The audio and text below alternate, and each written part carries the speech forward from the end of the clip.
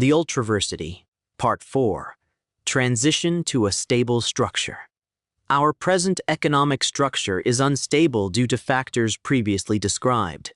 The degree of instability is increasing rapidly. There is an inevitable end.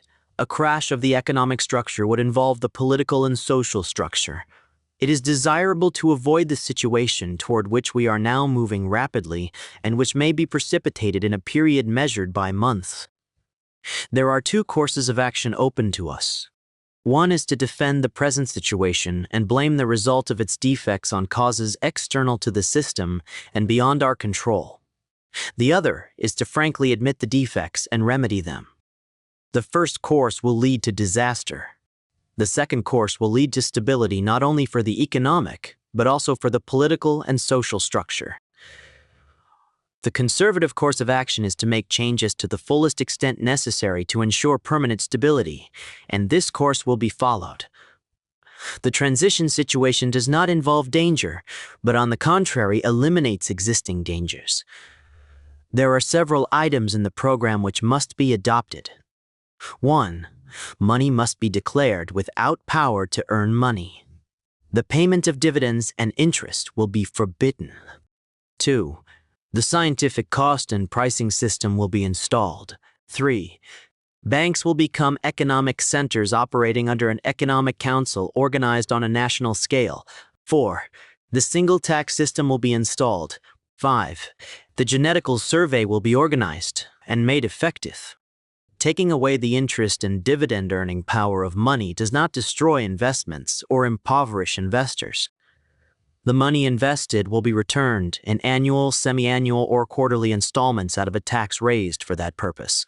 The complete investments to be amortized in a period of years, perhaps 25 or 30 years. Banks, insurance companies, and private investors will therefore have their investments in stocks, bonds, and mortgages returned to them, and depositors and policyholders will therefore be fully protected. Insurance companies will be transformed into banks. Banks will continue to be money-handling institutions. They will have in addition many other functions. They will operate as economic control centers, through which the productive mechanisms of the community will be maintained by directing new capital expenditures and supervising existing structures and equipment, apportioning for this purpose the capital portion of the single tax. The banks will have the cooperation of the genetical survey in handling the personnel problem. The responsibilities of establishing, operating, and maintaining producing and service units will be imposed only on those who have the personal qualifications. Continuance in any capacity of responsibility will depend entirely on the successful discharge of these responsibilities. Taxes will be collected by banks. All wages will be paid by checks, from which will be deducted the amount of the direct tax. The disposition of taxes will be directed from a central point. There will be 3 principal dispersing divisions for taxes. 1. Support of government units, from federal to village or township units. Through this agency, all government will be coordinated and efficiently organized. 2. Capital division, to which will go the money to be expended on production mechanisms through the economic centers. 3. Amortization of existing investments in lands and producing units. The present structure of government will not be interfered with.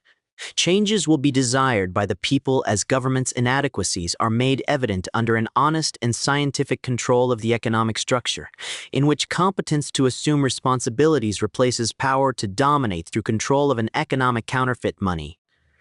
The Ultraversity will carry the responsibility for supplying the knowledge under which the changes will be made, and for providing the new structure of authority which will direct the establishment of the new order to scientific control of human affairs under natural laws.